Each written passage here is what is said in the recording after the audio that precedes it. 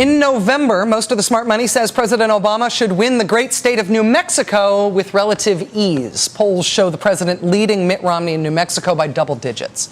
But 8 years ago, in 2004, when George W. Bush was running for re-election, New Mexico was a battleground. And as part of the Republican effort in 2004 to win that swing state, then Vice President Dick Cheney scheduled a big speech in Albuquerque just a few months before Election Day. The point, of course, was to encourage New Mexico voters to come out and hear their vice president's message.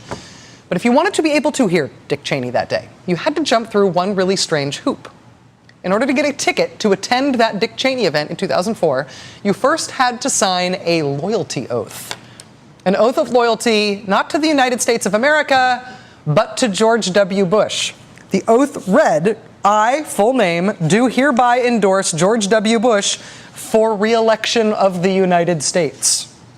The grammatically challenged form warned anyone who signed this pledge that they were consenting to use and release your name by Bush Cheney as an endorser of President Bush. So what if you didn't want to sign it? What if you were a voter who just wanted to hear what your vice president had to say? Too bad. No loyalty oath, no ticket.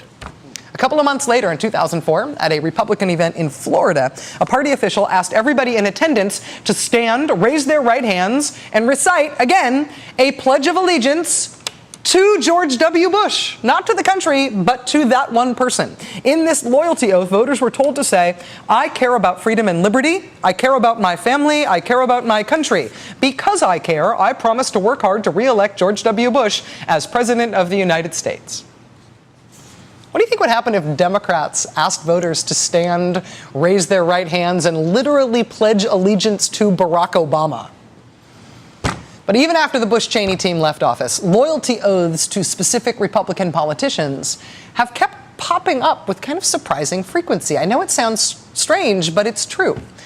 Just 3 months ago, in April, the Kansas Republican Party told every Republican in the legislature to sign a loyalty oath to their legislature's Republican leadership. Then 2 weeks later, at the national level, members of the Republican National Committee were invited to a private meeting with Mitt Romney in Arizona. This was before he secured the nomination. But in order to attend that meeting, RNC members were told they had to sign an oath pledging their loyalty to Mitt Romney in writing. This is not just pledging that you do to say you really support your party. Both parties occasionally try to get people to swear to that in terms of participating in open primaries and stuff like that. But what the Republicans have grown really comfortable with is rather pledging an oath to a particular Republican politician by name. I pledge allegiance to Mitt Romney. Perhaps the most striking one of these was reported a few days ago in Massachusetts, where the state Republican Party has frankly seemed a little flummoxed about what to do with all the Ron Paul supporters who took over the Massachusetts delegation to the National Republican Convention. I mean, yeah, Massachusetts may be Mitt Romney's home state, but the Ron Paul folks took that delegation over just as easily as they took it over in Minnesota and Nevada and Iowa and all the other places they have done that this year.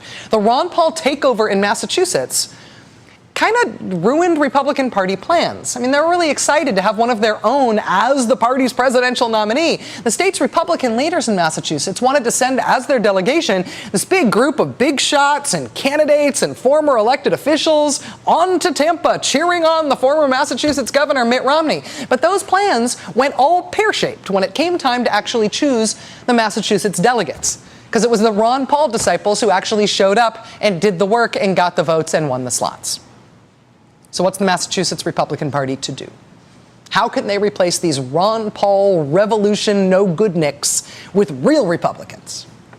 2 words: loyalty oaths. For the first time ever, the Massachusetts State Republican Party distributed affidavits to their own convention delegates demanding that they swear under penalty of perjury that they would support Mitt Romney's presidential nomination. Take that, Ron Paul supporters! Sure enough, the tactic worked. Some of these delegates were so horrified at what the state party was asking them to do that they said no.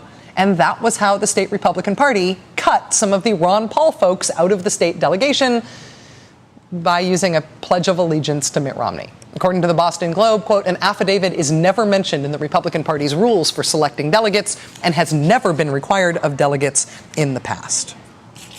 But no time like the present, right? Yes, you young people who decided to get engaged in public affairs for the first time, you may have gone through the legitimate process and worked hard and got the votes and earned a slot on your state's convention delegation, but you weren't what the party had in mind. So, loyalty oath. Pledge allegiance to the dear leader or get out of the way for those who will. It's inspiring, right?